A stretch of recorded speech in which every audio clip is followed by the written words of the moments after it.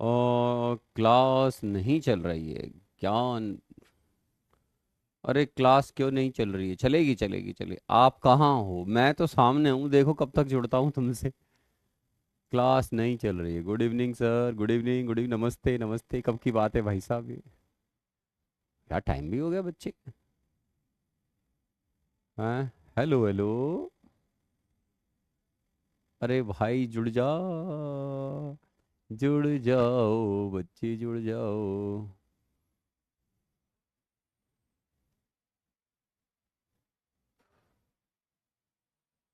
अरे नहीं जुड़े क्या यार?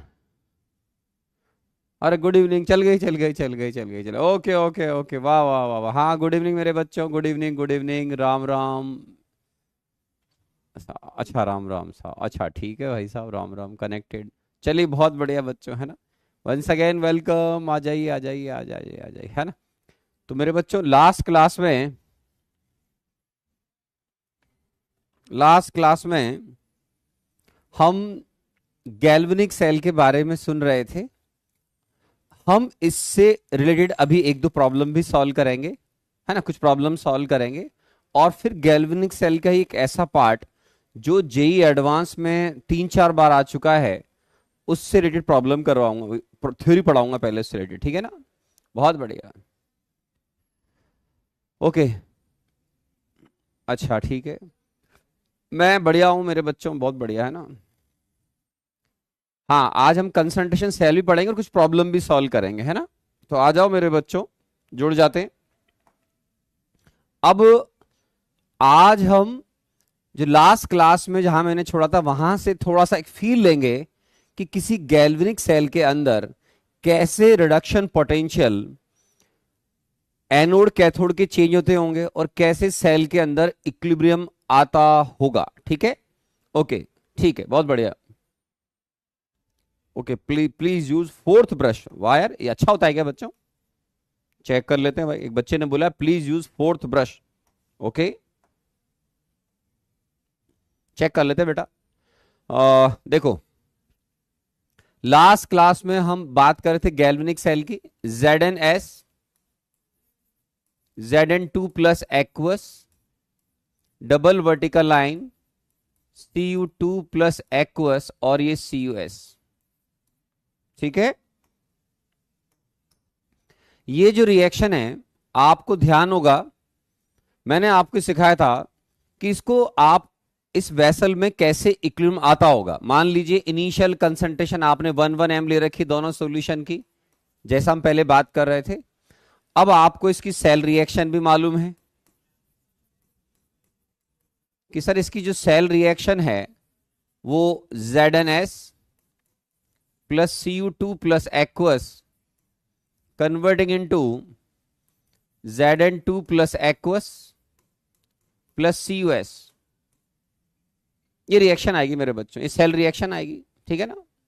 Okay.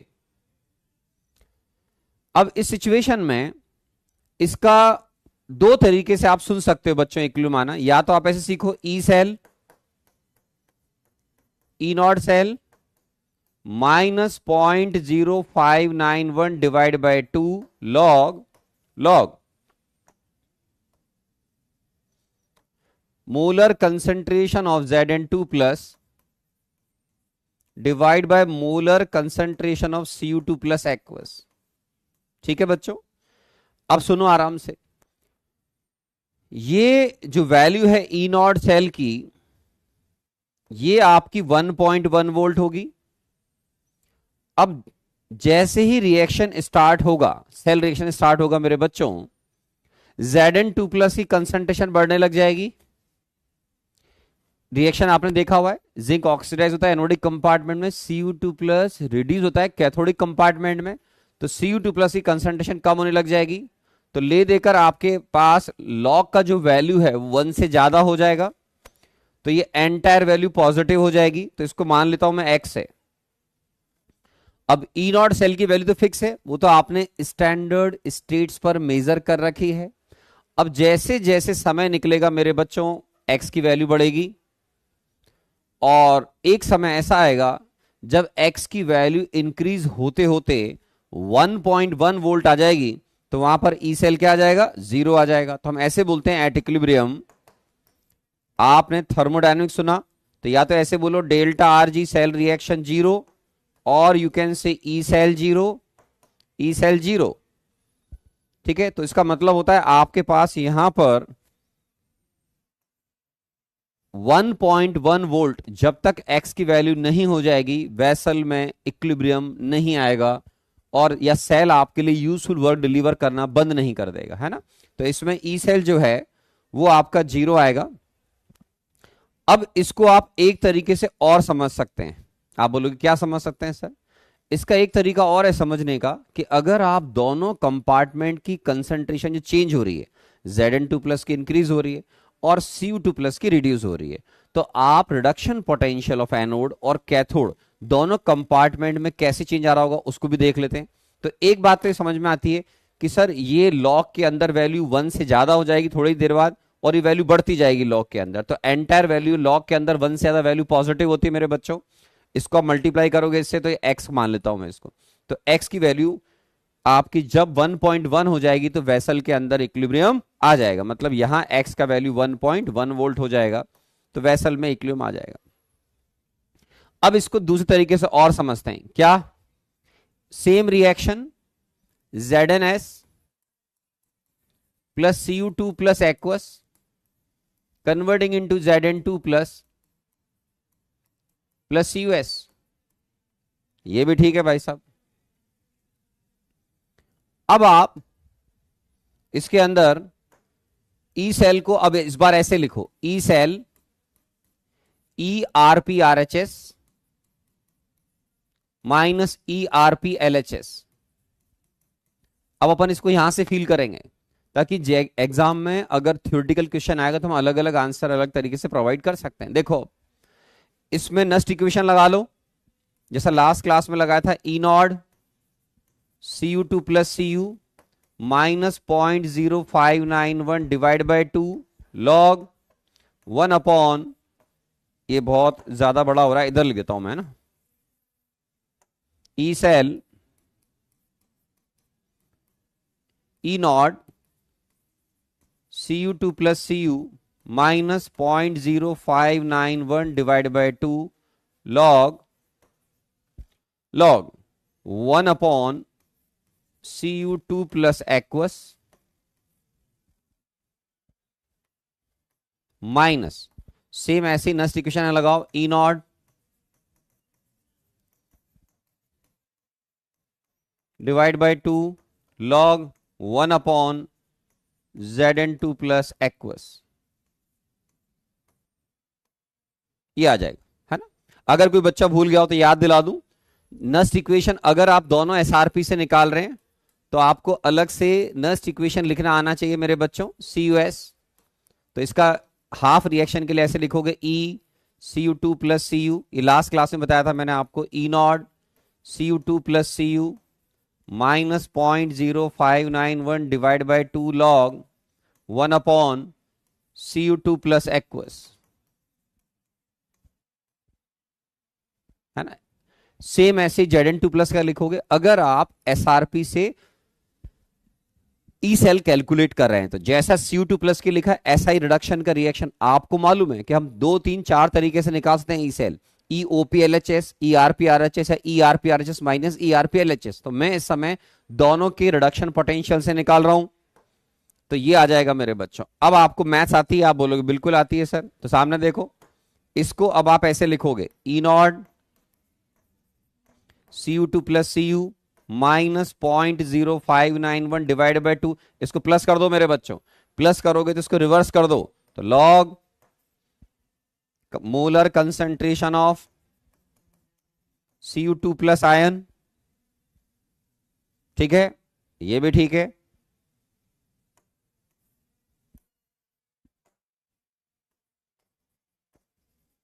Cu2 plus aqueous minus E not Zn2 plus Zn, इसको प्लस कर दो बेटा, 0.0591 divide by 2 log Zn2 plus ion aqueous. अब तुमने जो गैल्वेनिक सेल में रिएक्शंस को सीखा हुआ है उसके अकॉर्डिंग बेटा जिंक का ऑक्सीडेशन होगा। जिंक की कंसंट्रेशन शुरू में 1 m थी, जैसे इसका ऑक्सीडेशन स्टार्ट होगा इसकी कंसंट्रेशन 1 m से ज्यादा हो जाएगी। 1 m से ज्यादा होने का मतलब वैल्यू पॉजिटिव होगी, ये वैल्यू पॉजिटिव इस वैल्यू के अंदर ऐड होगी, तो ये ऐसे चलेगा मेरे बच्चों। ई नॉट ये वैल्यू फिक्स है, आप बोलोगे हाँ सर, तो 0.76 वोल्ट फिक्स है, प्लस अब इसके अंदर ये एक्स की वैल्यू पॉजिटिव वैल्यू इसमें ऐड हो रही है मेरे बच्चों, आप बोलोगे यस सर। ये देखो ये वैल्यू फिक्स है 0.34 वोल्ट। अब ये वैल्यू डाउन हो जाएगी, जैसे ही 1 m से वैल्यू डाउन होगी रिएक्शन स्टार्ट। Cu2 प्लस की कंसंट्रेशन डाउन जा रही है मेरे बच्चों, लॉग के अंदर 1 से कम वैल्यू नेगेटिव हो जाएगी, तो ये नेगेटिव वैल्यू आपके पास -y इस तरीके से आ जाएगी। तो अब आपका जो सेल है उसको आप ऐसे फील करो कि सर ये दो अलग अलग बातें चल रही हैं, जिसमें, या इसको सिंपल करके ऐसे लिख देता हूं मैं आपके लिए कि ये टर्म नेगेटिव हो गया बेटा, पॉजिटिव में नेगेटिव वैल्यू जुड़ेगी, अब ये टर्म आपकी नेगेटिव हो गई, इजी करके बोलता हूं, ये टर्म आपकी पॉजिटिव हो गई, तो ये वैल्यू होती है नेगेटिव, इसमें पॉजिटिव वैल्यू ऐड होगी, इसमें प्लस में माइनस वैल्यू ऐड होगी, मतलब ये जो पूरा वैल्यू है आपका वो समय के हिसाब से डाउन जाएगा, और ये जो वैल्यू है आपका वो मैथमेटिकली पॉजिटिव जाएगा। तो इसका मतलब क्या होता है, समय के साथ reduction potential right hand side का डाउन जाएगा और लेफ्ट हैंड साइड का बढ़ना शुरू हो जाएगा। लेफ्ट हैंड क्यों बढ़ रहा है, क्योंकि Zn2 प्लस की कंसंट्रेशन 1 m से ज्यादा हो जाएगी। तो आपको ही समझ में आना चाहिए कि सर दोनों कंपार्टमेंट की रिडक्शन पोटेंशियल वेरी कर रहे हैं। ई सेल किसके बराबर है बेटा, ErPRHS माइनस ErPLHS। जब ये दोनों मैथमेटिकल वैल्यू बराबर हो जाएंगी तो आप बोलिए कि ई सेल 0 हो जाएगा। तो गैल्वेनिक सेल जब 0 हो जाता है, वर्क करता है, तो उसमें आप ऐसे बोलिए कि एट इक्विलिब्रियम ई सेल 0 हो गया मेरे बच्चों, आप बोलोगे यस सर। तो इसको ऐसे भी तो बोल सकते हैं ErPRHS मतलब Cu2 प्लस Cu, या ऐसे लिख दो simple simple, Cu2 plus Cu is equal to Zn2 plus Zn। Other language में ErPRHS आपसे मान लो IIT JEE में पूछें कि इक्विलिब्रियम पर क्या क्या होता है, तो आप बोलोगे ई सेल 0 होता है सर, और डेल्टा जी 0 होगा, और ErPRHS ErPLHS के बराबर होगा बेटा, ErPLHS के बराबर होगा, तो ये भी अपने को आना चाहिए। तो ErPRHS ErPLHS के इक्वल होगा।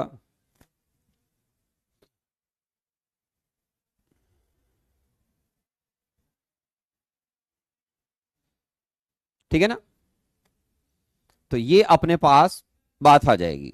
तो ई सेल 0 होता है, तो ई नॉट सेल की जो वैल्यू, इसको और इस तरीके से भी देख सकते हैं अपन, और क्या कि ई सेल आपका किसके बराबर है, ई नॉट सेल जो मैं आपसे पहले बात कर रहा था, ई नॉट सेल -0.0591 डिवाइड बाय 2। अब इक्विलिब्रियम पर ये क्या हो जाएगा, लॉग के, ई सेल क्या हो गया 0।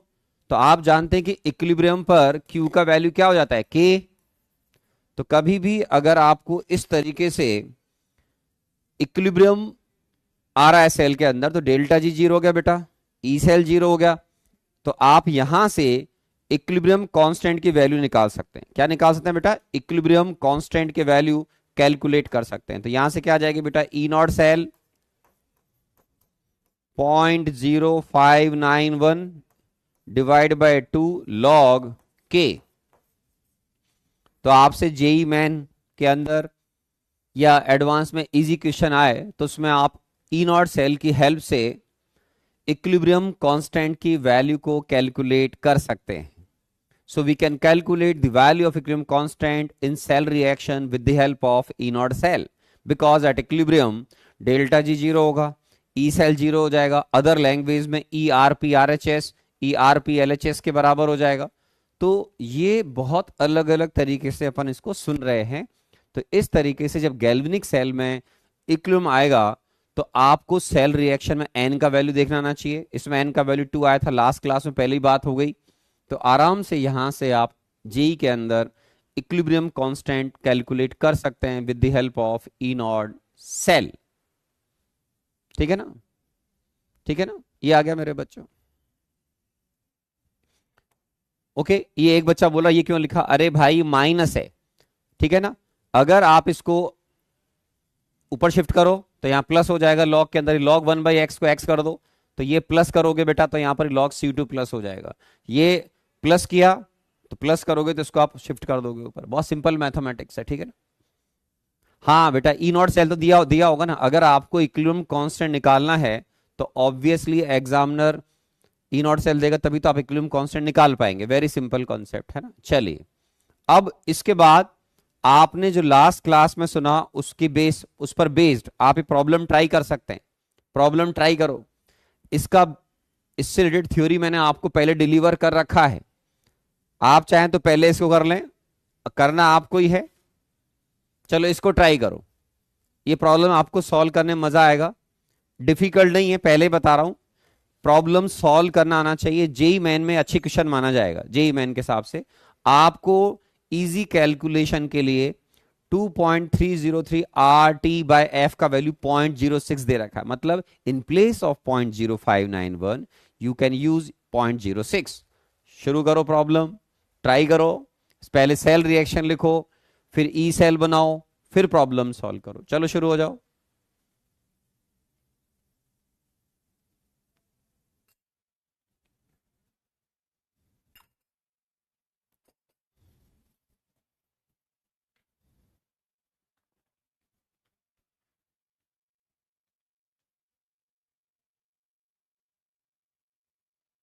लिखो बच्चों।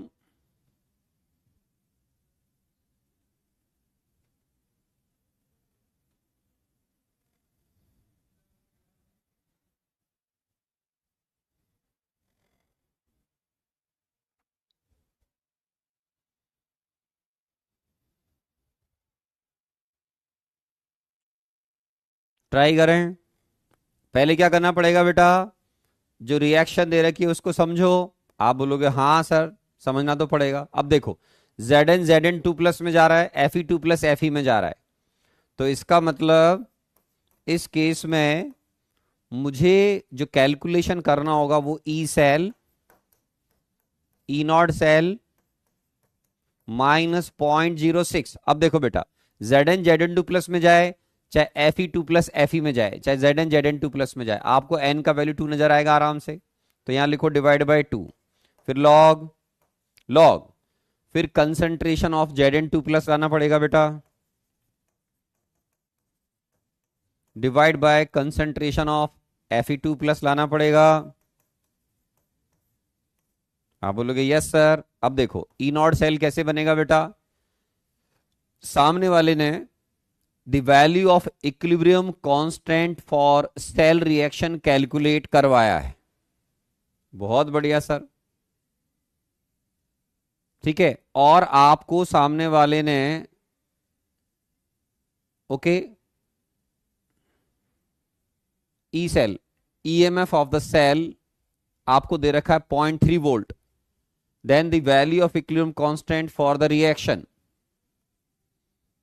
और आपको इक्विलिब्रियम कांस्टेंट की वैल्यू को 1 × 10⁻⁴ इन्होंने x दे रखा है। Find the value of x, ये वैल्यू आप यूज करें, ट्राई करें क्या कर सकते हैं, देखें इसमें ट्राई कर रहे हैं।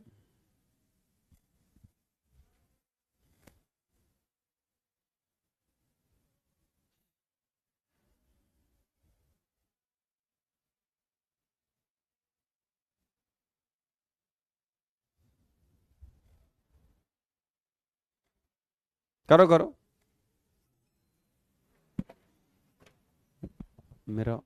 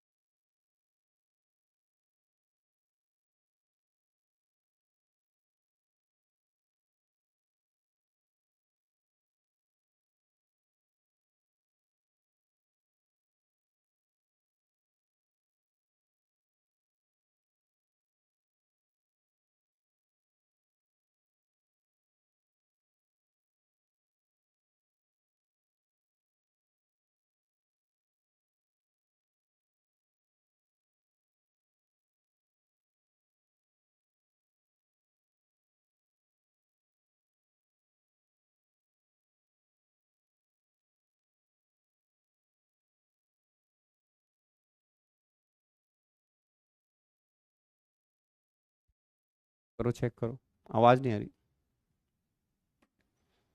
हेलो, आवाज आई क्या? आई थिंक आवाज आ गई होगी।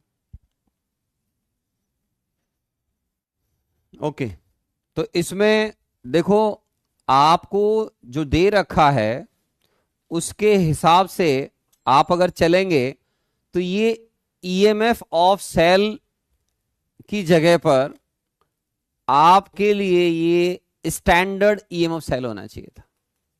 क्या होना चाहिए था? स्टैंडर्ड ईएमएफ ऑफ सेल होना चाहिए था। हाँ, ओके, ये स्टैंडर्ड ईएमएफ ऑफ सेल है। मतलब आप जानते हैं कि इक्विलिब्रियम पर मेरे बच्चों में जीरो होगा, तो आराम से यहां जीरो लिखो। ये वैल्यू दे रखा है आपको 0.3 वोल्ट, माइनस ये हो गया 0.03। लॉग के अंदर मेरे बच्चों वैल्यूज आएंगी। Zn2 प्लस की वैल्यू क्या है बेटा? देखो 0.01 डिवाइड बाय इसकी वैल्यू क्या आ रही है? 0.001। आराम से चेक कर लेते हैं। वो 10 की पावर -2, 10 की पावर -3 है, तो लॉग 10 हो गया, लॉग 10 1 हो गया। तो अपने पास ये लॉग के अंदर, या इसमें एक काम करते हैं बच्चों कि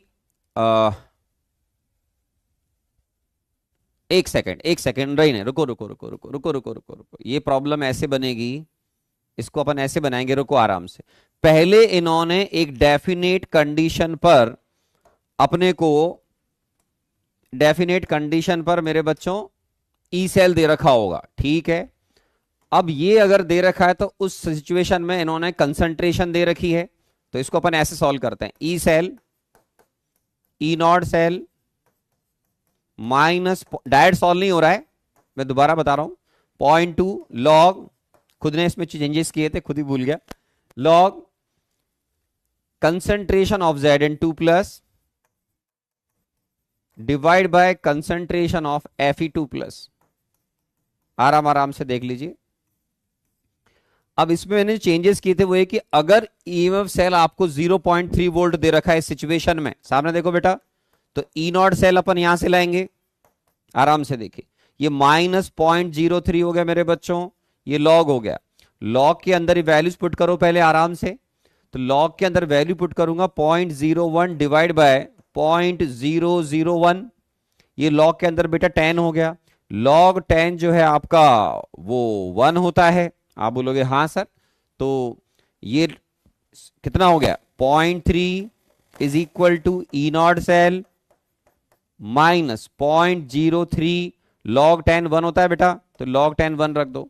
तो ये 0.03 को उधर ले जाओ, तो यहां से ई नॉट सेल की वैल्यू क्या आ गई मेरे बच्चों? ई नॉट सेल निकाल लो यहां से, तो ई नॉट सेल का वैल्यू लॉग 10 1, 0.03 को उधर शिफ्ट कर दो बेटा, प्लस हो जाएगा। तो चेक करें, ई नॉट सेल आ गया बेटा 0.33 वोल्ट। यहां तक चेक कर लो, ठीक है ना? ओके, तो इन्होंने जो कंसेंट्रेशन हैं ईएमएफ सेल की, अब देखो ई नॉट सेल निकल गया। आप बोलोगे हाँ सर निकल गया। अब सामने वाला एग्जामिनर बोल रहा है find the value of equilibrium constant for the cell reaction. इस सेल रिएक्शन के लिए आपको इक्विलिब्रियम कांस्टेंट की वैल्यू निकालनी है। तो ई नॉट सेल अगर आ गया, तो ई नॉट सेल इक्विलिब्रियम पर क्या होता है आपका? At equilibrium, at equilibrium E naught cell होगा आपका 0.06 डिवाइड बाय 2 लॉग, और ये इक्विलिब्रियम कांस्टेंट आ गया बेटा। अब ई नॉट सेल कितना आया था मेरे बच्चों? ई नॉट सेल आया था 0.33 वोल्ट, तो यहां लिखो 0.33 वोल्ट, इसको लिखो बेटा 0.03, और इसको लिखो लॉग के इक्विलिब्रियम, इस तरीके से, है ना? तो एग्जामिनर आपसे पूछ रहा है इक्विलिब्रियम कांस्टेंट की वैल्यू निकालो, इसको इधर ले जाओ मेरे बच्चों। तो ये लॉग के कितना हो गया बेटा? 0.33 डिवाइड बाय 0.03, तो ये कितना हो गया? 11। तो इसका मतलब इक्विलिब्रियम कांस्टेंट की वैल्यू क्या हो गई बेटा? 10⁻11। आराम से देख लीजिए। और ये दे रखा है आपको the value of equilibrium constant 1 into 10⁻x, find the value of x। तो आपके पास ये, इसका मतलब ये x की वैल्यू कितनी हो गई? 11 हो गई। तो ये अपना आंसर आना चाहिए। चेक करता हूं आंसर क्या आया था एक्चुअल में। आंसर 11 आ रहा है ना? तो यहां पहले आप जो सिचुएशन दे रखी है उसके हिसाब से पहले ई नॉट सेल निकाल लो, क्योंकि इक्विलिब्रियम कांस्टेंट की वैल्यू तो केवल और केवल ई नॉट पर डिपेंड करेगी। T25 टी टेम्परेचर 298 केल्विन ही रहेगा, नहीं दे रखा होता एग्जाम में, तो 298 केल्विन दे रखा है। तो ये वैल्यू जो एग्जामिनर देगा बेटा वही यूज करनी होती है। तो पहले गिवन डेटा के हिसाब से ई नॉट सेल निकाल लो, और फिर उस ई नॉट सेल से आप इक्विलिब्रियम कांस्टेंट निकालेंगे। कहां पर? इक्विलिब्रियम पे। तो एट इक्विलिब्रियम ये आपके पास आना चाहिए कि इक्विलिब्रियम पर सर ई सेल आपका क्या होता है बेटा? जीरो हो जाता है।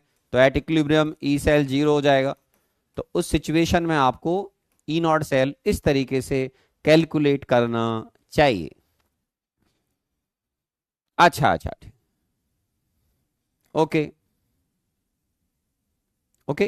तो ये आ जाएगा मेरे बच्चों, फाइन। तो यहां पर फर्स्ट क्लास अपना आंसर 11 आना चाहिए, 10⁻x। ओके, तो 10⁻11 मतलब अपना आंसर 11 आएगा, ठीक है। अब दूसरा प्रॉब्लम सॉल्व करो।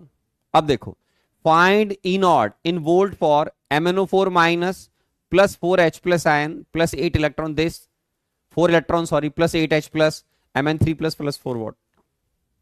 आपको इस हाफ रिएक्शन का मेरे बच्चों ई नॉट निकालना है।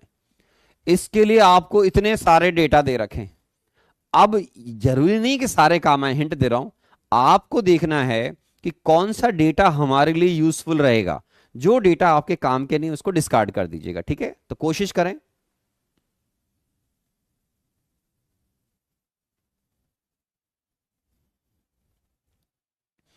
अब मैं आपकी हेल्प करूं इसमें, देखो बेटा, ये MnO4 माइनस में Mn+7 में है, यहां Mn+6 में है, यहां ये +4 में है, और यहां ये +3 में दिख ही रहा है अपने को। तो यहां Mn+3 में जा रहा है +7 से मेरे बच्चों। तो इसका मतलब मुझे इनकी जरूरत नहीं है। ये देखिए आराम से। अब अगर अपने को इसकी जरूरत नहीं है तो अब क्या हो जाएगा बेटा? मान लो इस रिएक्शन का Gibbs and change delta G1 naught है, इसका डेल्टा G2 नॉड है बेटा, और इसका डेल्टा G3 नॉड है, ठीक है। और यहां से यहां जाने का जो गिब्स एनर्जी चेंज है वो डेल्टा G नॉड लिख लेते हैं, ठीक है। तो अब आपका इस सेल रिएक्शन का जो डेल्टा G नॉड है, कहां बेटा? +7 से +3 में जाने का किसके बराबर हो जाएगा? वो हो जाएगा delta G1 not plus delta G2 not plus delta G3 not, ठीक है। अब ट्राई करें।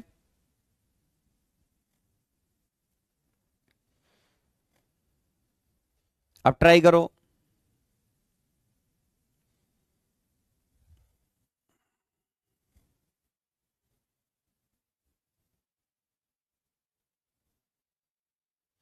अब इसको अपन ट्राई करेंगे बेटा। तो देखो, एन आपने सुना हुआ है, जो बच्चे पहली बात तो भूलना नहीं चाहिए, डेल्टा G नॉट होता है -NF E0।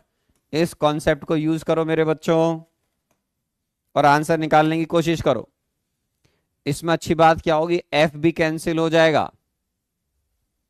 तो देखो, डेल्टा G नॉट यहां से यहां जाने का +7 से Mn+3 में जाएगा बेटा, -4 into F into E naught, ये तो निकालना ही है अपने को, is equal to delta G1 naught +7 से +6 में जा रहे हो, -NF into E naught 0.56 minus delta G2 naught लो बेटा, +6 से +4 जा रहे हो, +6 से +4 में n की वैल्यू 2 होनी चाहिए बेटा, 2 इंटू एफ इंटू 0 पॉइंट, नहीं ये 2.22 दे रखा है, 2.22 वोल्ट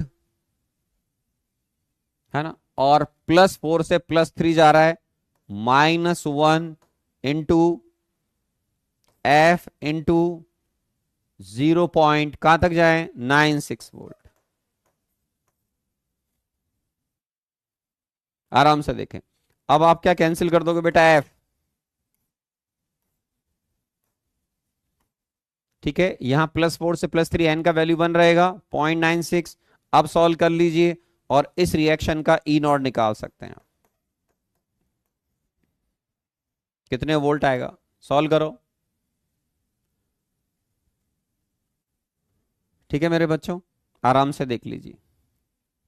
तो ई नॉट की वैल्यू हम इस तरीके से इंटरप्रेट कर सकते हैं या कैलकुलेट कर सकते हैं। ठीक है, आराम से देख लीजिए। तो किसी का आंसर मैच कर रहा है क्या? आंसर निकालो सारे बच्चे। एक का आंसर 3.74, एक का 1.49, एक का 1.73। सबके अलग अलग आ रहे हैं मेरे बच्चों।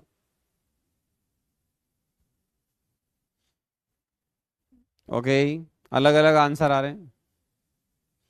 यहां ध्यान रखना बेटा, इसमें +7 से +3 जाएंगे तो n की वैल्यू 4 आएगी, है ना, गड़बड़ नहीं होना चाहिए। वैसे यहां भी लिखा हुआ था, उससे पता लग जाएगा आपको। ठीक है बेटा, यहां 1, यहां 1, यहां 2 और यहां पे अगेन 1। अब सॉल्व कर लो। सबके आंसर अलग अलग क्यों आ रहे हैं भाई? नहीं नहीं, सबके आंसर अलग अलग आएंगे। तो इसका आंसर आप सॉल्व करके देखिएगा। 1.49 आपके पास इसका आंसर आना चाहिए। ठीक है, हाँ सही है, आपका आंसर सही आ रहा है। Gyan Prakash Gupta, your answer is correct, 1.49 volt. Sarthak का भी सही है, कई बच्चों ने सही आंसर दिया। देवांश, प्राची, काफी लोगों ने सही आंसर दिया है। ठीक है, बहुत बढ़िया। अब नेक्स्ट पार्ट पे आते हैं मेरे बच्चों, और वो पार्ट क्या है? ये भी हो गया भाई साहब, बहुत बढ़िया, ये भी हो गया। अब आओ सर, न- अब नेक्स्ट पार्ट है कंसंट्रेशन सेल। Concentration cell. अब कंसंट्रेशन सेल क्या होते हैं बेटा, कि इसमें खास बात क्या होती है? Anode and cathode both composed bye same material.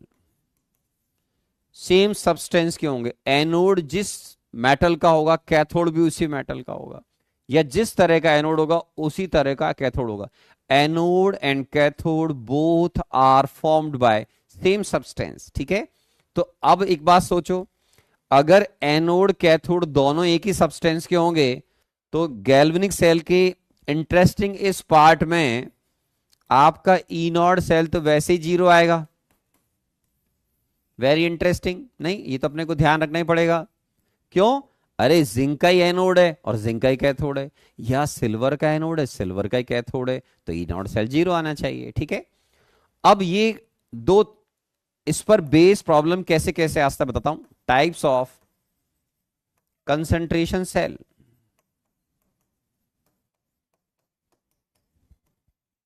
आपको आईआईटी जेई में इस पर बेस क्वेश्चन आ गया है। First, electrolyte concentration cell,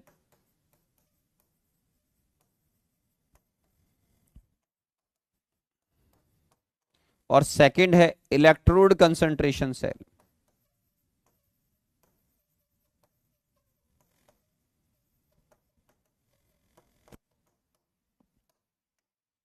electrode concentration cell JEE advance में मल्टीपल टाइम्स इन पर बेस प्रॉब्लम आ चुके हैं, और इन दोनों के कॉम्बिनेशन से भी सेल बनाया जा सकता है। किससे? इलेक्ट्रोलाइट और इलेक्ट्रोड कंसंट्रेशन सेल से। इसमें इलेक्ट्रोलाइट की कंसंट्रेशन का डिफरेंस रहेगा एनोडिक और कैथोडिक कंपार्टमेंट में। मींस ड्राइविंग फोर्स जो रहेगा वो कंसंट्रेशन डिफरेंस रहेगा। यहां इलेक्ट्रोड का एनवायरनमेंट अलग होगा। मतलब अगर आप मान लो किसी इलेक्ट्रोड के ऊपर गैस फ्लो कर रहे हैं तो उसका प्रेशर अलग जाएगा। तो इसको हम पढ़ते हैं। दोनों ही आईआईटी जेईई में मल्टीपल टाइम्स आ चुके हैं, अच्छे क्वेश्चन बन सकते हैं। दोनों का कॉम्बिनेशन भी लिया जा सकता है, वो भी सिखा दूंगा मैं आपको, ताकि जेई एडवांस में अगर इस पर बेस्ड डिफिकल्ट क्वेश्चन आएगी तो आपसे सॉल्व हो जाएगा। ठीक है, तो अब हम पहले डिस्कस करेंगे इलेक्ट्रोलाइट कंसंट्रेशन सेल। ठीक है, अब देखिए सर, यहां पर हम इलेक्ट्रोलाइट कंसंट्रेशन सेल को पहले कवर करेंगे। Electrolyte concentration cell. ठीक है, अब इसमें क्या होता है, देखो, मान लीजिए आपने एनोड कैथोड दोनों ही सिल्वर के लिए, सपोज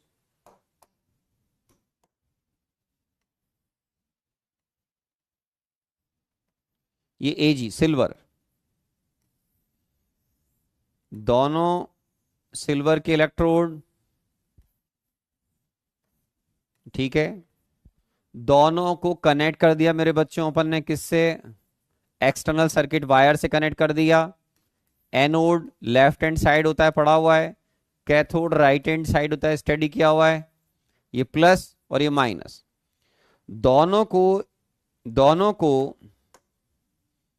एक ही तरह के सॉल्यूशन में डिप कर दिया, वो है सिल्वर नाइट्रेट का सॉल्यूशन।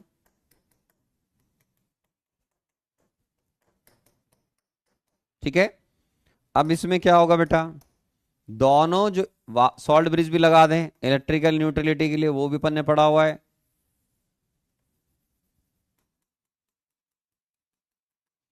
ये सॉल्ट ब्रिज बोलते हैं अपन, पहले पड़ा हुआ है, इसमें अपना इंटरेस्ट नहीं है, अपने काम की बात वो पहले ही हो चुकी है। अब देखो सर, इस कंपार्टमेंट में जो सिल्वर नाइट्रेट का सॉल्यूशन है उसकी कंसंट्रेशन C1 है। इसमें सिल्वर नाइट्रेट का जो सॉल्यूशन है उसकी कंसंट्रेशन C2 है। ठीक है। तो ये जो सेल होगा इसमें दोनों कंपार्टमेंट में Ag+ भी है और नाइट्रेट आयन भी है, ये भी ठीक है सर। अब होता क्या है एनोड पर, ऑक्सीडेशन, आप बोलोगे ये भी ठीक है सर। तो हम इसमें इसको रिप्रेजेंट कैसे करते हैं? एनोड पर क्या होता है बेटा, ऑक्सीडेशन, आराम से देखिए। तो सिल्वर आयन जो है Ag सॉलिड, वो Ag+ एक्वस में कन्वर्ट हो रहा है या होता है, जिसकी कंसंट्रेशन C1 है। प्लस इलेक्ट्रॉन ऐसे लिख सकते हैं, कैथोड रिडक्शन बेटा,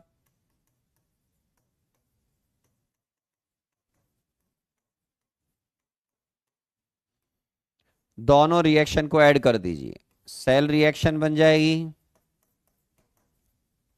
सॉलिड को हटा दो बेटा, Ag+ आयन एक्वस C2,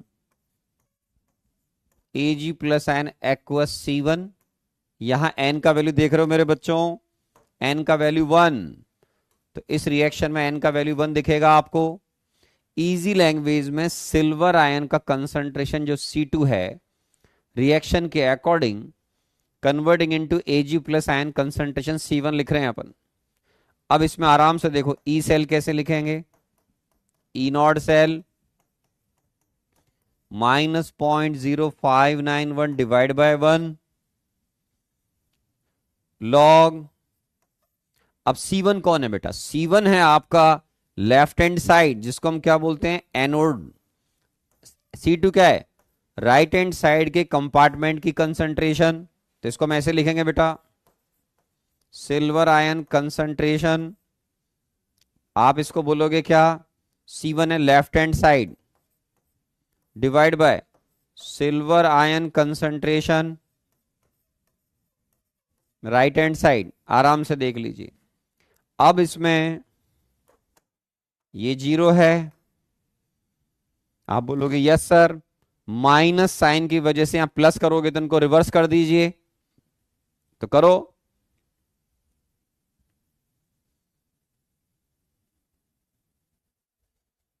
तो इस गैल्वेनिक सेल का, ये स्पेशल टाइप का गैल्वेनिक सेल है जिसको हम बोल रहे हैं इलेक्ट्रोलाइट कंसंट्रेशन सेल। मतलब यहां इन दोनों के बीच में जो ड्राइविंग फोर्स है वो है मेरे बच्चों क्या, कंसंट्रेशन डिफरेंस। दोनों कंपार्टमेंट में कंसंट्रेशन का डिफरेंस जितना ज्यादा होगा उतना आपको सेल पोटेंशियल मिलेगा। ठीक है। तो दोनों मान लो हाइपोथेटिकली आपने दोनों ही कंपार्टमेंट में सिल्वर आयन की कंसंट्रेशन भी सेम ले ली, दोनों ही सिल्वर के इलेक्ट्रोड हैं, तो काय का वोल्टेज आएगा भाई, कोई ड्राइविंग फोर्स ही नहीं है। तो in this case driving force is concentration difference. ठीक है। अब आप इसको ई सेल माइनस को प्लस कर लीजिए और इनको रिवर्स कर लीजिए। ठीक है। तो क्या आएगा बेटा, E cell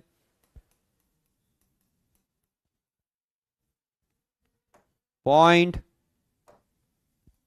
0591 divide by 1 log silver ion concentration of right hand side divide by silver ion concentration of left hand side. तो एग्जाम में इसका न्यूमेरिकल सॉल्व होना क्राइम माना जाता है। आरएचएस के अंदर रखा था C2, एलएचएस के अंदर रखा था C1। एग्जाम में जो C1 C2 की वैल्यू दी जाएगी आप उसी से वही प्रॉब्लम सॉल्व कर लेंगे। First class. बस एन का वैल्यू देखना, एन का वैल्यू वैसे 1 आएगा। अपन इंटेलिजेंट है बचपन से, एजी प्लस में जा रहा है, एजी प्लस एजी में जा रहा है, एन की वैल्यू 1 है, तो ये प्रॉब्लम बहुत जल्दी सॉल्व हो जाएगी। आपको एग्जाम में बस एन का वैल्यू देखना आना चाहिए। तो आप इसको ऐसे बोल सकते हैं, क्या? For spontaneous cell reaction silver ion concentration right hand side must be higher than silver ion concentration left hand side। ये लीजिए, ताकि अपनी थ्योरी भी बहुत अच्छी रहे, एग्जामिनर जो लैंग्वेज बोलता है समझ में आनी चाहिए कि सर ये सेल जैसा आपने शो किया उसके हिसाब से सही से काम करे, स्पॉन्टेनियस रिएक्शन हो। तो इसमें राइट हैंड साइड में जो सिल्वर आयन का कंसंट्रेशन है वो लेफ्ट हैंड साइड के कंसंट्रेशन से ज्यादा होना चाहिए। वेरी सिंपल, ठीक है ना? हो गया मेरे बच्चों। और ये जो इलेक्ट्रोड है, मान लो मैं इसकी जगह अलग तरह का इलेक्ट्रोड लूं और वो अलग तरह का जो इलेक्ट्रोड है, ठीक है ना, जो अलग तरह का इलेक्ट्रोड है वो मान लो हाइड्रोजन इलेक्ट्रोड लिया अपन ने, तो क्या उससे भी हम ये इस तरह का सेल बना सकते हैं? यस वी कैन, आराम से। पहले ये आ गया, सॉरी अभी रुको 1 मिनट, ये आ गया। ओके, मान लीजिए हमसे एग्जामिनर बोल रहा है सेल का रिप्रेजेंटेशन बनाओ इसका।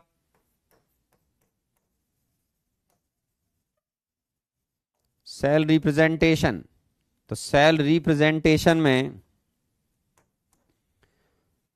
आपके पास पहले सिल्वर सॉलिड आएगा, फिर Ag प्लस आएगा एक्वस, फिर Ag प्लस आएगा एक्वस, फिर Ag सॉलिड आएगा। ये लाइक दिस, ये आपका सेल का रिप्रेजेंटेशन होगा। जैसा एनोड की तरफ से शुरू करोगे कैथोड का उल्टा हो जाएगा। ये सॉल्ट ब्रिज, उसके अक्रॉस इलेक्ट्रोलाइटिक कंसंट्रेशन, ये C1 ये C2, लीजिए आराम से। तो एग्जाम में कभी भी अगर आपको लगे कि एनोड, फिर ion of anodic compartment, salt bridge, ion of cathodic compartment, फिर कैथोड, ये दोनों देखिए सेम है एनोड कैथोड, इलेक्ट्रोलाइट के आयंस भी Ag प्लस हैं, तो समझ जाना एग्जाम में कि ये हमारा इलेक्ट्रोलाइट कंसंट्रेशन सेल है।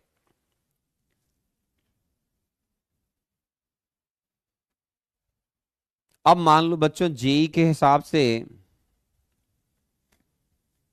अब हम मान लो मेरे बच्चों जेई के हिसाब से बात करें तो हम मान लीजिए हाइड्रोजन इलेक्ट्रोड लेते हैं 2 मेरे बच्चों। उस पर क्वेश्चन बहुत अच्छे बन सकते हैं, अभी एग्जाम में और अच्छे आने चाहिए। इनफैक्ट जो तुम आयनिक इक्विलिब्रियम के अंदर चैंपियन हो, तुमने 11th क्लास में जो बहुत सॉलिड तरीके से पढ़ रखा होगा आयनिक इक्विलिब्रियम, उसका भी अच्छा इन्वॉल्वमेंट आ सकता है इसी गैल्वेनिक सेल के अंदर जब आप इलेक्ट्रोलाइट कंसंट्रेशन सेल को डील कर रहे हैं। कैसे? देखो आओ मेरे बच्चों। तो अब देखिए, ये मान लीजिए मैंने 2 हाइड्रोजन इलेक्ट्रोड लिए, अभी वही चल रहा है इलेक्ट्रोलाइट कंसंट्रेशन सेल। डायग्राम थोड़ा छोटा बना लेते हैं। 2 हाइड्रोजन के इलेक्ट्रोड है मेरे बच्चों, इन 2 हाइड्रोजन के इलेक्ट्रोड को कनेक्ट करेंगे अपन। ओके, दोनों कंपार्टमेंट में, डायग्राम छोटा से बनाना।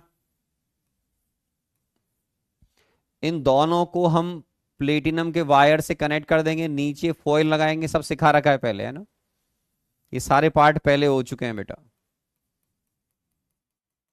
अब इसमें क्या होता है, इन दोनों को कनेक्ट कर दो आप,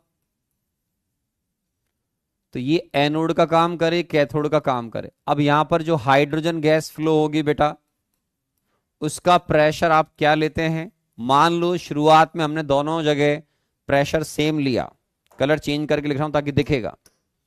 इसका प्रेशर है यहां पर P बार, और इसका प्रेशर है पी बार, सेम सेम, और दोनों कंपार्टमेंट में आपने HCl भर रखा है। आप बोलोगे हाँ सर, तो ये HCl भरा हुआ है इन दोनों के अंदर, ये HCl। अब HCl का मतलब क्या है बेटा, H प्लस और Cl माइनस, और इनको दोनों को सॉल्ट ब्रिज से कनेक्ट भी कर दें आप।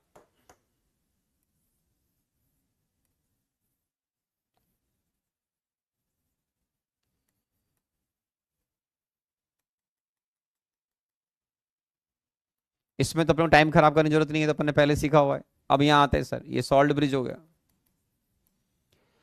अब इस कंपार्टमेंट में जो H प्लस आयन है उसकी कंसंट्रेशन है मेरे बच्चों C1, इधर जो है उसकी कंसंट्रेशन है C2, ये लीजिए, ठीक है। दो हाइड्रोजन के इलेक्ट्रोड को कनेक्ट कर दीजिए, दोनों में गैस का प्रेशर सेम रखिए, और दोनों कंपार्टमेंट में आयंस की जो H प्लस आयन की कंसंट्रेशन है वो अलग अलग कर दीजिए, ठीक है। अब रिएक्शन लिखिए। एनोड पर क्या होता है बेटा, ऑक्सीडेशन, तो क्या होगा, हाइड्रोजन गैस जिसका प्रेशर P है, ये किस में कन्वर्ट हो रहा है, 2H plus ion aqueous, concentration C1 plus 2 electron. Cathode पर क्या होगा बेटा, reverse reaction, H plus ion aqueous, concentration C2, ये इलेक्ट्रॉन गेन करेगा बेटा और कन्वर्ट होगा हाइड्रोजन गैस जिसका प्रेशर अपन दोनों तरफ सेम मेंटेन कर रखा है। इन दोनों को ऐड कर दो तो ये हमारी सेल रिएक्शन बन जाएगी। हाइड्रोजन गैस का प्रेशर क्योंकि आप सेम मेंटेन कर रहे हैं तो कैंसिल हो जाएगा, और यहां N का वैल्यू भी आपको 2 नजर आएगा क्योंकि हाइड्रोजन गैस ऑक्सीडाइज हो रही है और H प्लस आयन रिड्यूस हो रहा है। अब रिएक्शन को बैलेंस है ही सही, 2H plus ion aqueous C2, 2H plus ion aqueous C1, ये लीजिए। अब इसमें क्या करोगे बिट्टू, ई सेल लिखो,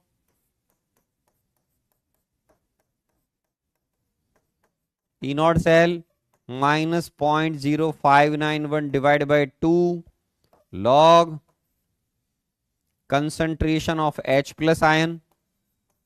अब C1 का मतलब क्या है बेटा, लेफ्ट हैंड साइड।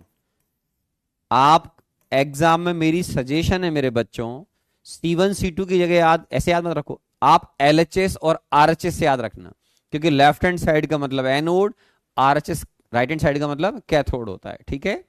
तो लॉग H प्लस आयन, ठीक है, ये भी बढ़िया सर। अब C1 इसका स्क्वायर करना पड़ेगा, ये है left hand side, divide by H plus ion aqueous, right hand side square, ये लीजिए। ई नॉट सेल क्या होगा बेटा, 0, ये 0 लिखो भाई साहब। फिर मैथ्स आती होगी तो ये 2 से देखो स्क्वायर 2 2 और ये 2 भी कैंसिल कर सकते हो, तो ई सेल क्या हो जाएगा बेटा,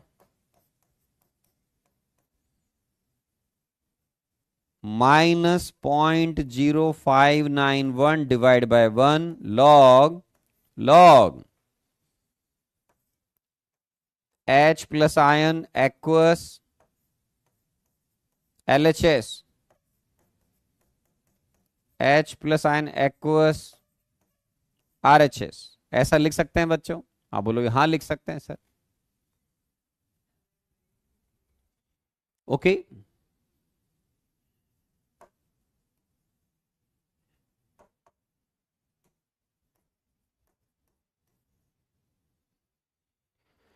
अब आपने कभी जीवन में पढ़ा होगा, आप बोलोगे बिल्कुल पढ़ा हुआ है, हम चैंपियन रहे हैं 11th क्लास में आयन इक्विलिब्रियम में, तो आपने सुना हुआ है बेटा पीएच क्या होता है, minus log concentration of H plus ion aqueous. ये देखिए, ये क्या होगा, ये पढ़ा हुआ है आपने, तो ये देखो minus log H plus ion NHS और RHS, मैथ समझते हो, log x by Y, log x minus log y होता है, तो आप इस पूरे फॉर्मूले को पीएच की टर्म में कन्वर्ट करते हो बेटा, बस ध्यान रखना minus log H plus pH होता है, तो क्या हो जाएगा सोचो, E cell pH LHS minus pH RHS हो जाएगा। करो अपने आप।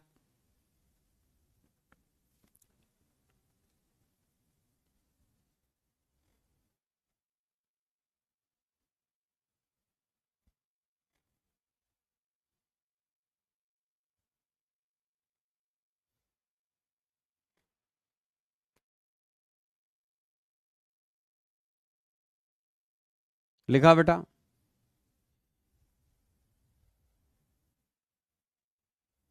हाँ बहुत बढ़िया। अब देखो बेटा, इसको क्या लिखेंगे अपन? ई सेल,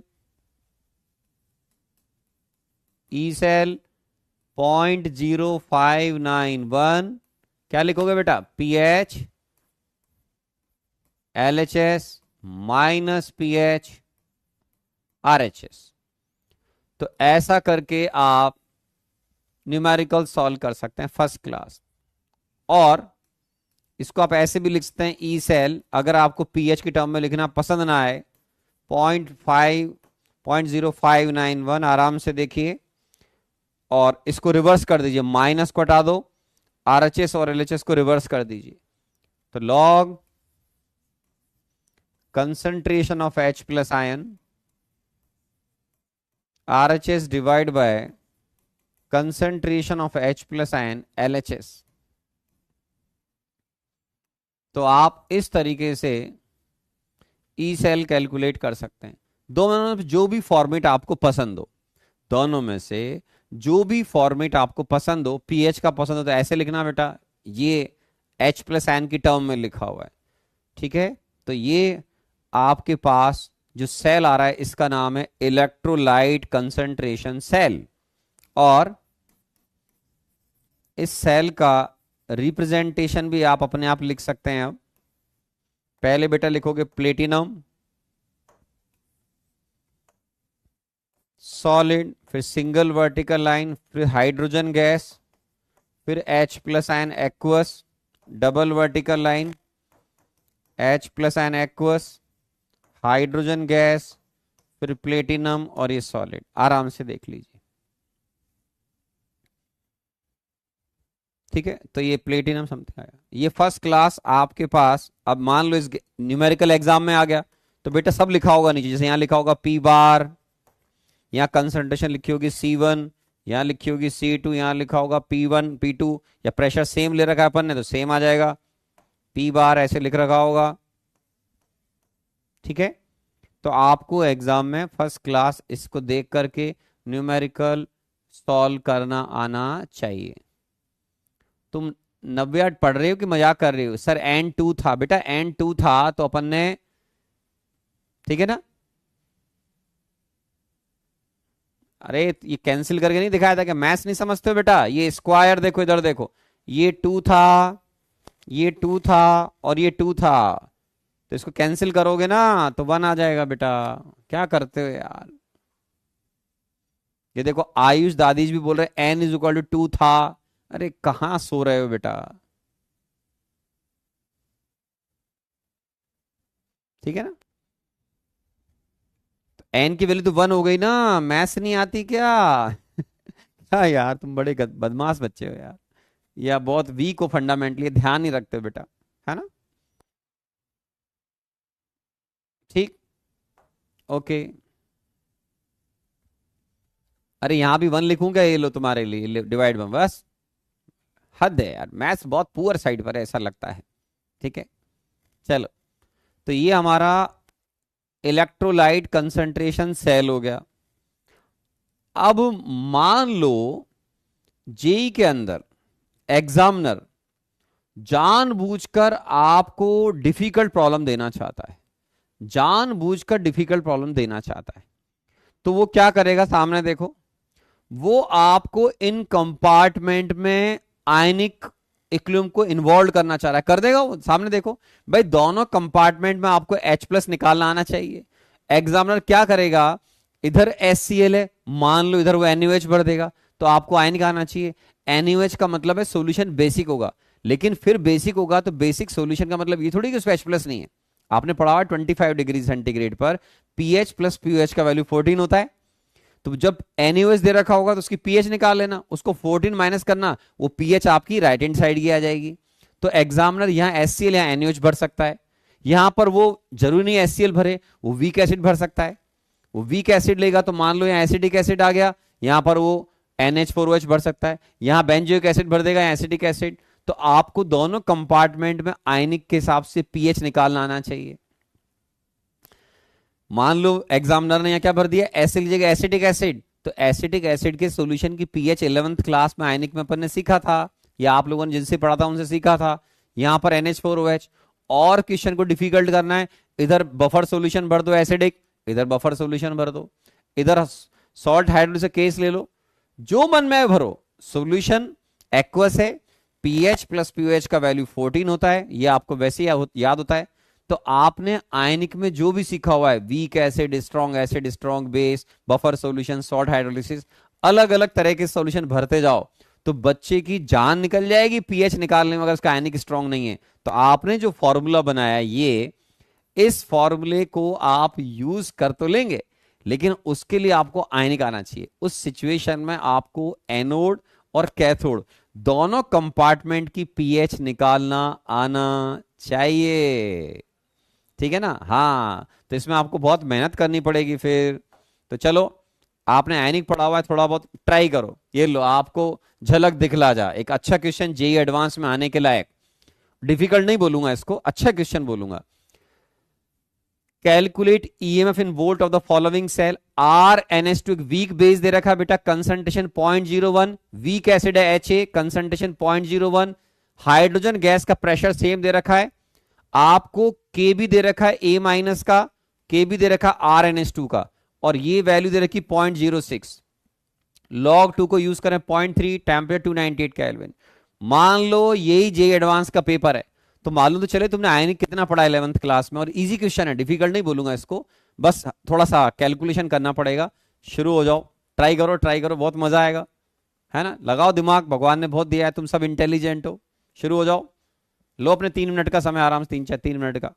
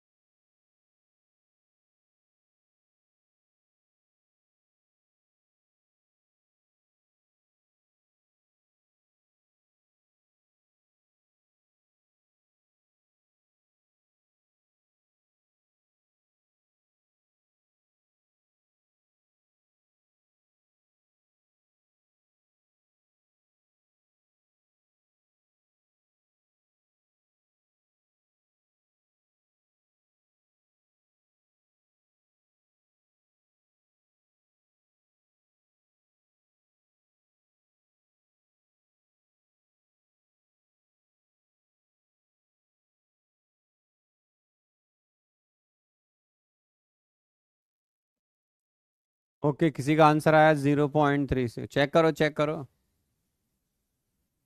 ठीक है, आराम से देखिए सर, यहां पर गैस का प्रेशर सेम है, आप बोलोगे यस सर। ई सेल कैसे सॉल्व करोगे बेटा? ई सेल यहां दे रखा है 0.06, तो 0.06, फिर आएगा pH, LHS minus pH RHS. ठीक है ना? आप बोलोगे यस सर, ये भी ठीक है। तो अब एलएचएस और आरएचएस की पीएच आपको निकालना आना चाहिए। ठीक है सर, ट्राई करते हैं। अब लेफ्ट हैंड साइड पर पहले एलएचएस की बात करते हैं, एनोड की। उसमें आपने RNS2 भर रखा है, जो वीक बेस है, जिसका के भी दे रखा है आपने। आपको 11th क्लास में सिखाया गया है कि अगर अल्फा की वैल्यू काफी कम होती है 1 से, 0.05 से कम, तो आपने सीखा हुआ है अल्फा में अंडर रूट KB/C से चेक करते हैं बेटा। और इसको चेक करोगे तो 10⁻⁻⁻6 डिवाइड बाय कंसंट्रेशन क्या है 0.01, तो ये 0.01 आएगा, जो कि काफी कम वैल्यू 1 से। तो ऐसे में आपको सिखाया जाता है कि इस कंपार्टमेंट का POH क्या हो जाएगा, half PKB minus log C। तो ये हाफ PKB का वैल्यू देखो बेटा 6 हो गया, माइनस log C कितना है 0.01, 0.01 10⁻⁻2 हो गया, यहां ले आइए तो ये 2 हो जाएगा, तो 8, तो ये 4 हो जाएगा बच्चों, चेक कर लो, तो ये 4 आ जाएगा आपके पास। तो POH 4 आ गया, POH 4 आ गया। तुमको मालूम है 298 केल्विन पर pH प्लस POH का वैल्यू मेरे बच्चों 14 होता है। तो इस कंपार्टमेंट का जो pH है वो 10 आ गया, चेक कर लीजिए आराम से, 10 आ जाएगा। ओके, अब ये तो लेफ्ट हैंड साइड का आ गया सर, बहुत बढ़िया। अब राइट हैंड साइड में कौन है बेटा? HA, ये वीक एसिड है, आप बोलोगे यस सर। वीक एसिड है तो इसका K चाहिए, सामने वाले ने K भी दे रखा है बेटा, KB ऑफ A-। तो आपने आयनिक में सीखा होगा क्या, for a weak conjugate acid base pair क्या हो जाएगा, Ka of HA into KB of A- is equal to KW। ये आपने पहले सुना होगा बेटा। ये 10⁻⁻14 K ऑफ HA निकालोगे, KB ऑफ A- कितना दे रखा है बेटा, 10⁻⁻8। तो यहां लिखो 10⁻⁻8, तो K ऑफ HA आपका 10⁻⁻6 हो गया। फिर आप अल्फा चेक कर लोगे बेटा, अंडर रूट K/C। इसका C कितना है मेरे बच्चों, इसका भी 0.01 है, वाह साहब 0.01, ये भी 0.01, बहुत बढ़िया। अब ये एसिड सॉल्यूशन है, पीएच होता है इसका half PKA minus log C, half PK का वैल्यू 6 हो जाएगा बेटा, माइनस log 0.01, ये फिर वही positive value 8 divide by this 4 आ जाएगा। तो आपने जो आयनिक पढ़ा होगा उसका यहां अच्छा खासा यूज आ रहा है। और अब आपको दोनों कंपार्टमेंट की पीएच मालूम चल गई है मेरे बच्चों, एक तरफ की 10 और एक तरफ की 4।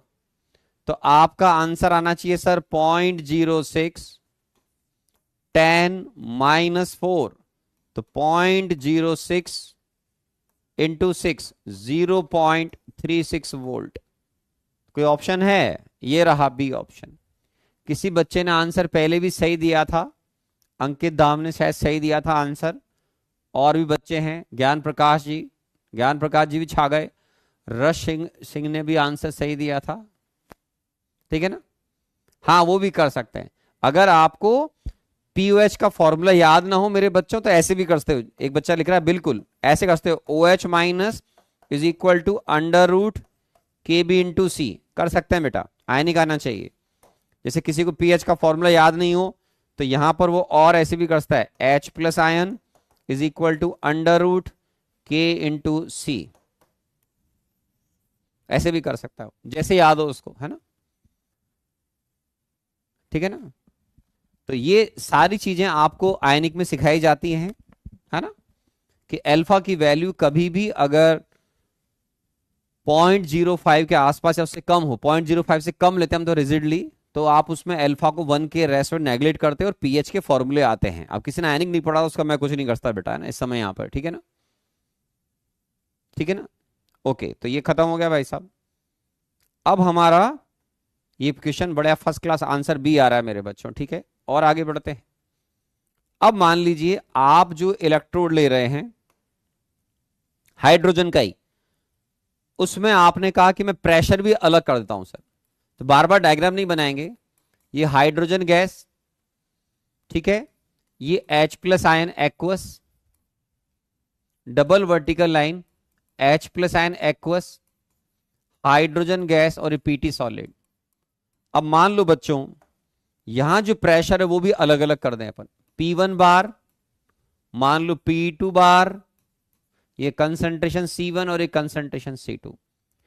ऐसा जेई एडवांस में अपनी क्लास में कई बच्चे बहुत अच्छे बैठे हुए हैं, मैं तो मान के चल रहा हूं सारे बढ़िया हैं। जेई एडवांस में अभी कोई ऐसा क्वेश्चन नहीं आया है जितना मुझे याद है पिछले 20-25 सालों में जिसमें H प्लस आयन का कंसंट्रेशन और प्रेशर दोनों अलग अलग हो, दोनों अलग अलग हैं। तो ये सिचुएशन, इस सिचुएशन में आपने जो अभी रिएक्शन लिखना सीखा था वापस से काम आएगा। एनोड और कैथोड कैसे लिखोगे बिट्टू, बता रहा हूं आराम से देखो। Hydrogen gas anodic compartment, pressure क्या है बेटा P1, किसमें कन्वर्ट हो रहा है 2H plus ion aqueous, concentration क्या है C1 प्लस 2 इलेक्ट्रॉन, ये देखिए। Cathode 2H plus ion aqueous, concentration C2 2 electron, hydrogen gas, pressure क्या लिखूं बेटा P2, आराम से देखिए gas pressure P2, first class. दोनों रिएक्शन को ऐड कर दो,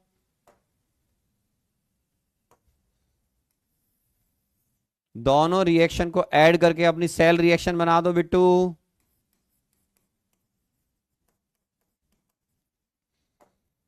क्या आएगा, हाइड्रोजन गैस P1। तो ये जेई एडवांस के हिसाब से बेटे बच्चों बहुत अच्छा क्वेश्चन हो जाएगा वो। Hydrogen gas P2 2H plus ion aqueous, concentration C1।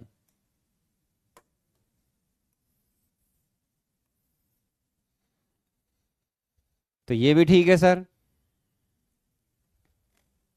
अब क्या करोगे, आप बोलोगे नेक्स्ट इक्वेशन लिखेंगे sir, yes sir. E cell, E naught cell,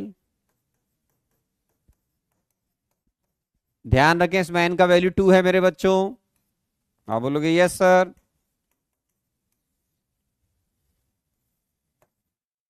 log pressure of hydrogen gas, P2 कौन है बेटा, राइट हैंड साइड मतलब कैथोड, तो यहां ऐसे लिखूंगा आपके लिए RHS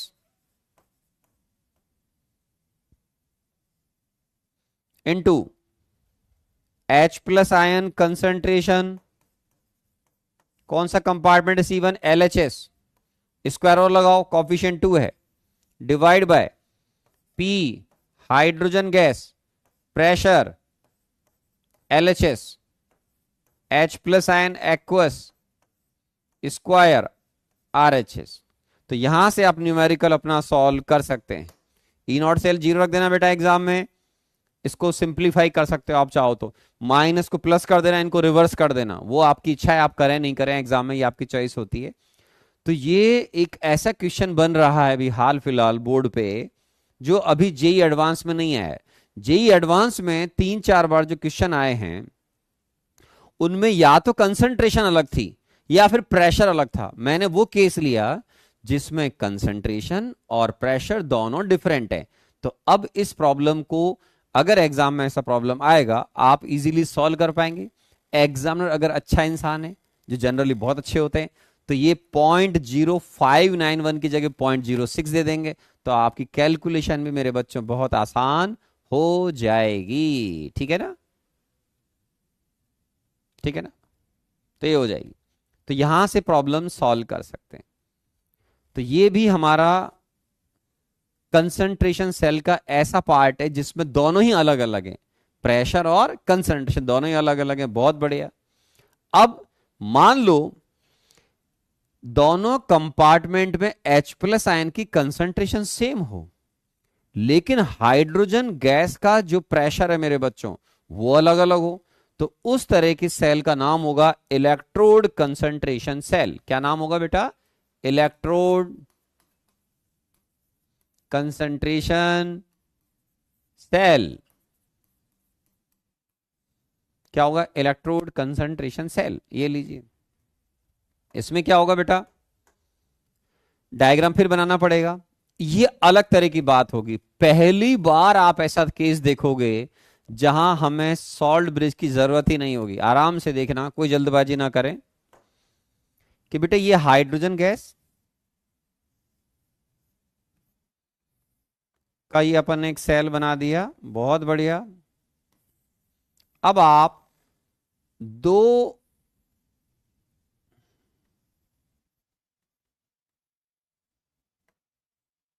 ये देखो इंटरेस्टिंग केस जिसमें आपने दो हाइड्रोजन इलेक्ट्रोड को वायर से कनेक्ट कर दिया मेरे बच्चों। आप बोलोगे ठीक है सर कर दो, आपकी मर्जी। अब तुम चाहते हो कि इसमें रीडिंग आए, इलेक्ट्रॉन लेफ्ट से राइट जाएं, तो ये एनोड हो जाएगा और ये पॉजिटिव कैथोड हो जाएगा। अब यहां जो हाइड्रोजन गैस फ्लो हो रही होगी उसको आप वॉल्व से मेंटेन करते हैं, वो आपके काम की चीज नहीं होती। इंडस्ट्रीज में वॉल्व लगा लीजिए, उस वॉल्व के थ्रू इसका प्रेशर आप P1 बार मेंटेन करेंगे, इसका हाइड्रोजन गैस इसका प्रेशर P2 बार। ठीक है, और दोनों एक ही सॉल्यूशन में डिप हैं क्योंकि दोनों के बीच में कंपार्टमेंट ही कॉमन है, वो है HCl एक्वस।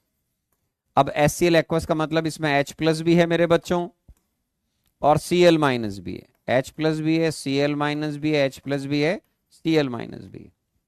इंटरेस्टिंग। यहां ड्राइविंग फोर्स जो है वो प्रेशर का डिफरेंस है, दोनों का प्रेशर अलग अलग है। ठीक है मेरे बिट्टू, तो आप आराम से रिएक्शन लिखो। क्या? Anode.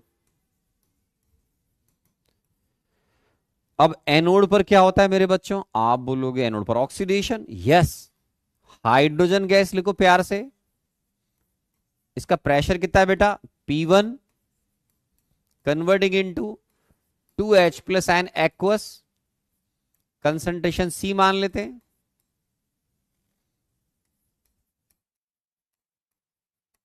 Cathode 2H plus ion aqueous, C plus 2 electron, H2G, pressure P2। आराम से देखिए, तो आप आराम से अब अपनी सेल रिएक्शन बना सकते हैं।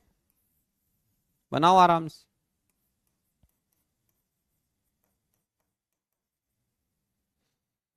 तो H प्लस आयन तो कैंसिल हो गया बेटा, कॉमन है इलेक्ट्रोलाइट दोनों के बीच में। तो यहां पर hydrogen gas pressure P1, hydrogen gas pressure P2।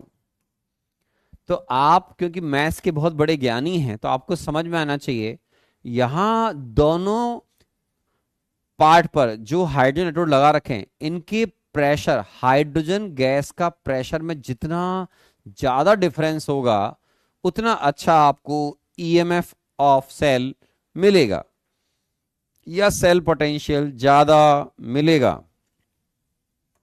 क्या करेंगे मेरे बच्चों? देखो वापस वही, अब हमने ये बोला हुआ है, आपको मालूम है कि इंटरनेशनल कन्वेंशन के अकॉर्डिंग एनोड लेफ्ट पर और कैथोड राइट पर होना चाहिए। आपने बोला बिल्कुल याद है। तो अब ई सेल भी लिख लो। ई सेल क्या हो जाएगा बेटा? E cell E naught cell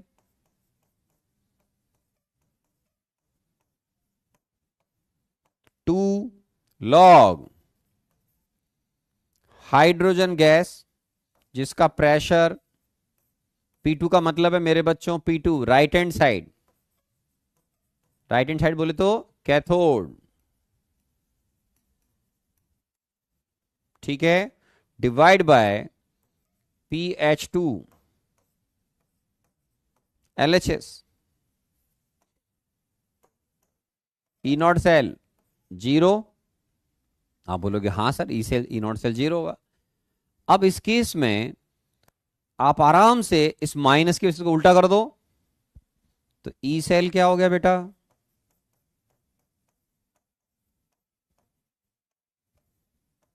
bye 2 log PH2 LHS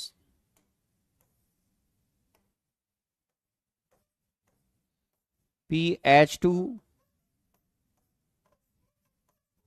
RHS।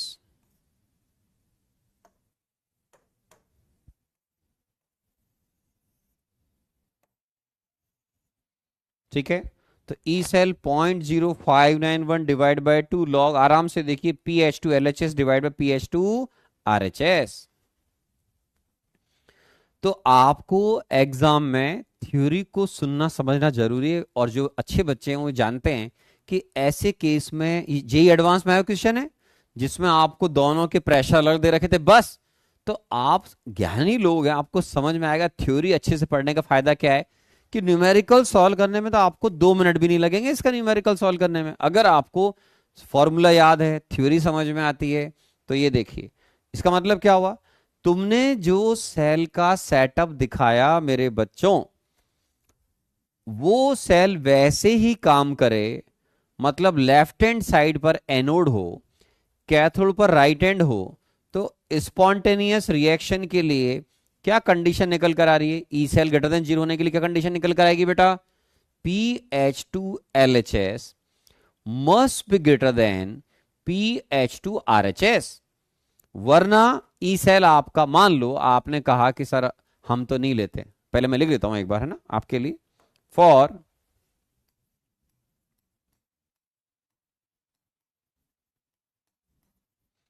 Spontaneous cell reaction, spontaneous cell reaction के लिए जो आप सुन रहे थे PH2 LHS मतलब anode should be greater than PH2 RHS, ठीक है ना। दोनों कंपार्टमेंट का प्रेशर तो सेम रखोगे नहीं, प्रेशर सेम रखोगे बुद्धू कहलाओगे, क्यों, ई सेल ही जीरो आएगा, ड्राइविंग फोर्स, अरे केवल प्रेशर का डिफरेंस है। तो लेफ्ट हैंड साइड पर जो आपने हाइड्रोजन इलेक्ट्रोड लिया उसका प्रेशर ज्यादा होना चाहिए राइट हैंड साइड के इलेक्ट्रोड से। और तुमने ये भी सीखा हुआ है कि मान लो आप नहीं माने, आपने क्या करा कि आपने बोला हम तो राइट हैंड साइड का ज्यादा लेंगे, तो फिर आपका ई सेल एग्जाम में क्या आएगा, नेगेटिव आएगा। तो घबराना मत, ई सेल किसी सेल का नेगेटिव आता है, फिर भी सिखा रखा है कि अगर कभी आप न्यूमेरिकल सॉल्व कर रहे हैं और अगर ई सेल नेगेटिव आ गया तो इसका मतलब होता है, मैंने सिखाया था क्या, galvanic cell is working in reverse direction. तुम जिसको एनोड बोल रहे हो मेरे बच्चों वो कैथोड है, और जिसको कैथोड बोल रहे हो वो एनोड है, ठीक है। Sir is log value given in equation for accuracy, yes most of the time they will provide, नहीं प्रोवाइड करेंगे बेटा को, डोंट वरी, है ना। तो ये स्पॉन्टेनियस सेल रिएक्शन के लिए ऐसा होना चाहिए। तो आराम से देखिए, ये जेई एडवांस में आ चुका है मेरे बच्चों। आप बोलोगे वाह, जे यस, केवल एन का वैल्यू देखना था, एन का वैल्यू 2 मेरे बच्चों, ठीक है, एन का वैल्यू 2, और बस ये फॉर्म लगाना है, ये देख लीजिए आपके सामने। और आप चाहें तो इस सेल का रिप्रेजेंटेशन भी बना सकते हैं, क्या, सेल रिप्रेजेंटेशन।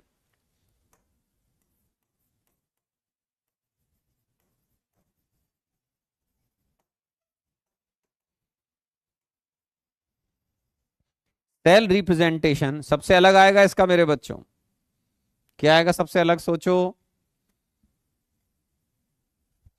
इलेक्ट्रोकेमिकल सीरीज याद करनी है क्या, मेरे आईआईटी जेई में बेटा नॉड के वैल्यूज दिए जाते हैं, आईआईटी एडवांस में नॉड के वैल्यूज दिए जाते हैं, जेई मेन में देते हैं, है ना।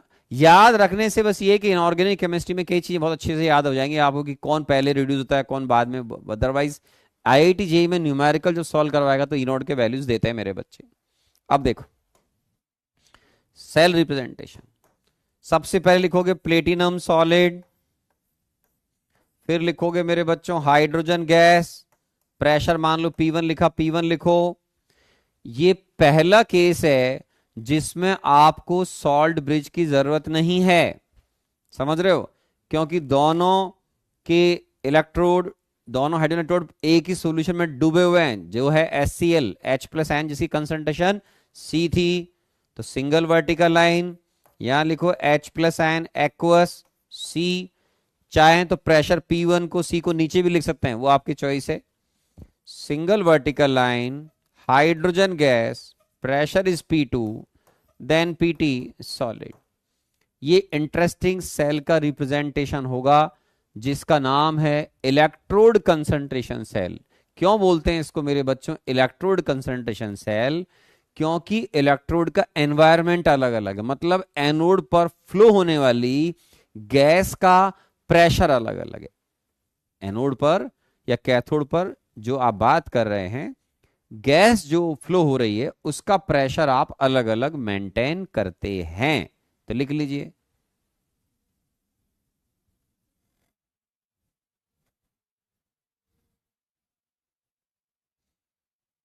लिखा। तो ये सेल का रिप्रेजेंटेशन आ गया।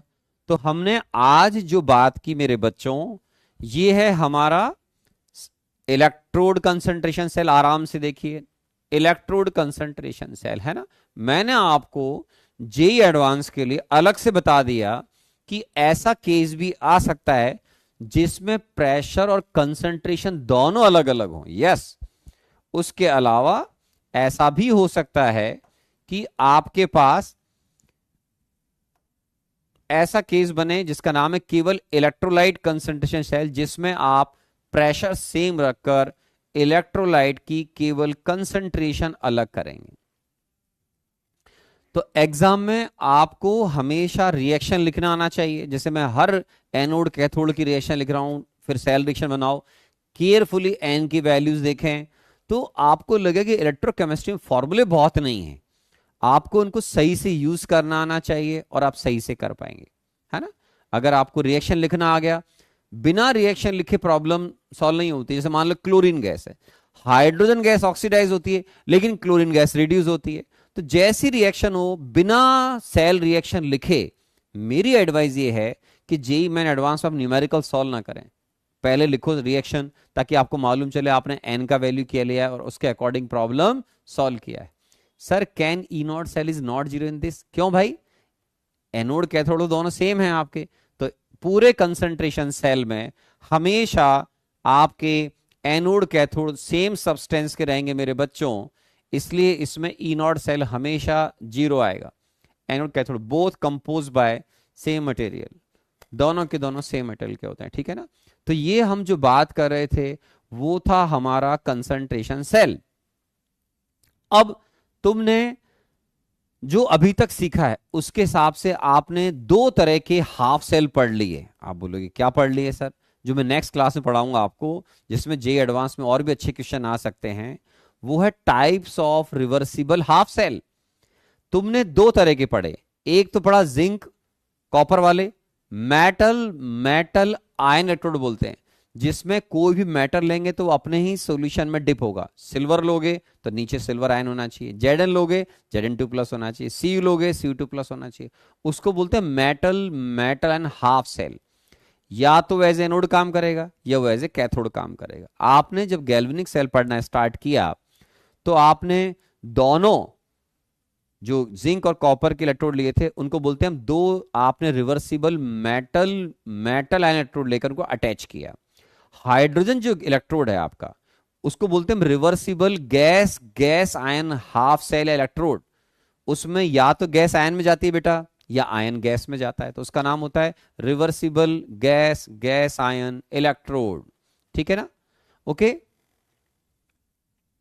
ठीक है। तो अब ये वाला पार्ट भी हो गया।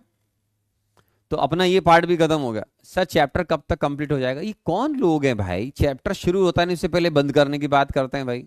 क्यों भाई, इतनी क्या जल्दी लग रही है भाई तेरे को? नहीं, तो ये सब चीजें अभी आगे आएंगी, है ना। इलेक्ट्रोकेमिस्ट्री में मैंने कहा था ना, खत्म ऐसे नहीं होता आराम से, इसमें समय लगता है। अभी तो गैल्वेनिक सेल ही चल रहा है, फिर आएगा इलेक्ट्रोलाइटिक सेल, फिर आएगा कंडक्टेंस, ठीक है। तो अब हम बात करेंगे अगली क्लास में types of reversible half cell की। किसकी बात करेंगे? Types of reversible half cell की, यहां पर अपना आएगा। तो नेक्स्ट क्लास में हम स्टडी करेंगे टाइप्स ऑफ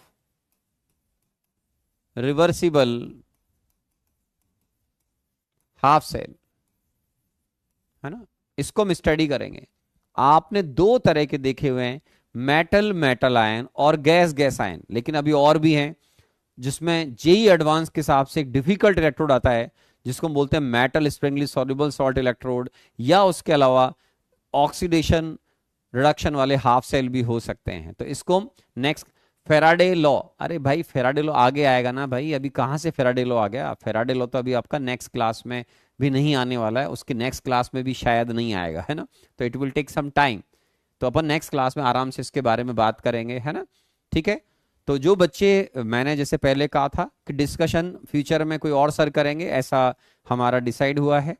तो आपको क्या करना चाहिए, थर्मोकेमिस्ट्री हमारा खत्म होगा, उसकी शीट को सॉल्व करके बैठ जाओ, ताकि जो भी ऑनरेबल सर डिस्कशन करेंगे फ्यूचर में तो आपकी थर्मोकेमिस्ट्री शीट डिस्कस कर देंगे। तो थर्मोकेमिस्ट्री शीट करके बैठ जाओ, नहीं करी हो तो कर लो, और उसके अलावा फिर वो जो बच्चे और प्रैक्टिस चाहते हैं वो मेरी बुक को सॉल्व करते रहें, ठीक है।